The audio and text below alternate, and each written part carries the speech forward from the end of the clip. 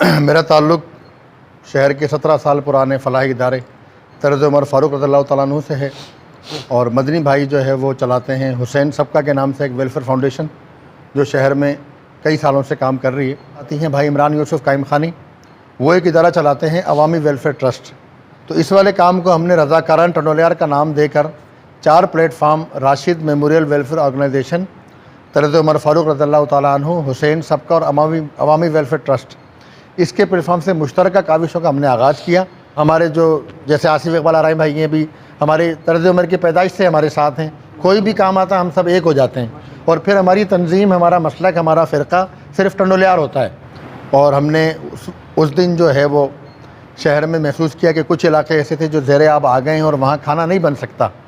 तो पहले दिन हमने पके हुए खाने की तकसीम की और फिर रोज़ाना ये तरतीब घंटा ब घंटा बिगड़ती हुई नज़र आई और शहर में हुकूमती अहदेदारों और हुकूमती आला कारों उनकी जो नाअहली थी वो अल्लाह पाक ने साफ़ साफ़ खोल के दिखा दी कि शहर में मैं दावे से कह सकता हूँ कि बजाय इसके कि 4 दिन पहले जो देगे लगना शुरू हुई, इसके अलावा शहर में सरकारी सतह पर सरकार से मुंसलिक अफराद के हाथों कोई काम नहीं हुआ। इनफरादी तौर पर किसी ने किया हो, हम पे ज़िम्मेदारी थी, हमारा शहर है और अल्लाह ने हमें इस काम के लिए चुना है।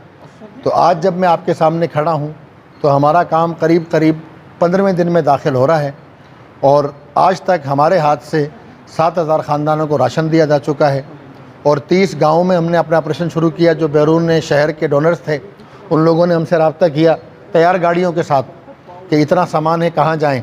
हम क्योंकि मकामी थे और मकामी लोगों से हमारे रवाबित हैं, तो अल्हम्दुलिल्लाह हम आज तक 30 गाँवों में काम कर चुके हैं और शहर के 40 इलाके मुतासरा हैं डायरेक्ट हिटेड।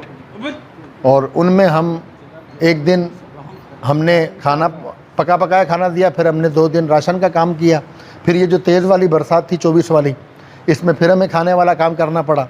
उस दिन से लेकर आज इस वक्त तक हम अल्लाह की मेहरबानी से मावनीन के ताउन से इस काम में लगे हुए हैं।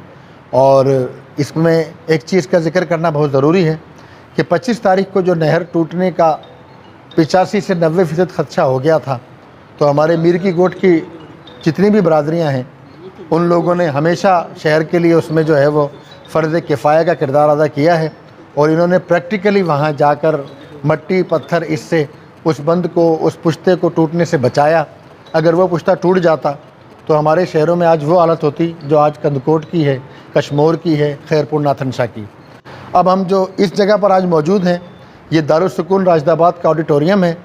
हमें एक डोनर से देहात के लिए 5000 राशन का अतिया मिला, तो हमने सोचा कि इससे पहले हम रोज़ाना 500 राशन शहर में तकसीम कर रहे हैं, तो वो हमें मुख्तलिफ़ दुकानों से ख़रीदने पड़ते थे क्योंकि हमारे पास आने वाले चंदे की कोई तफसील नहीं होती थी कि कितना आएगा। हमारे पास जो रात को पैसे आते अगले दिन हम खर्च कर देते।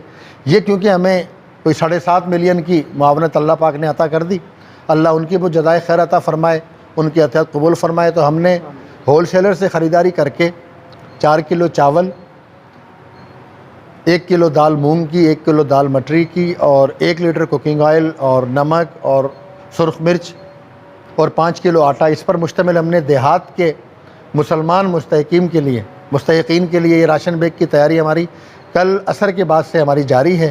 काम बढ़ा है। इसके पैरेलल शहर में हमारा रोज़ाना काम 500-400 राशन का हो रहा है और देहात में हमें जो बाहर का डोनेशन इस राशन से पहले तक मिल रहा है, हम उन गाड़ियों को भेज रहे हैं। आज भी हमने 3 देहात में गाड़ियाँ भेजी। शुक्रिया। इस शहर के तकरीबन 1,40,00,000 रुपए का राशन हम ख़रीद चुके हैं इससे पहले 7,000 और तकरीबन 150 देगें हम पके पकाए खाने की बंटवाई हैं।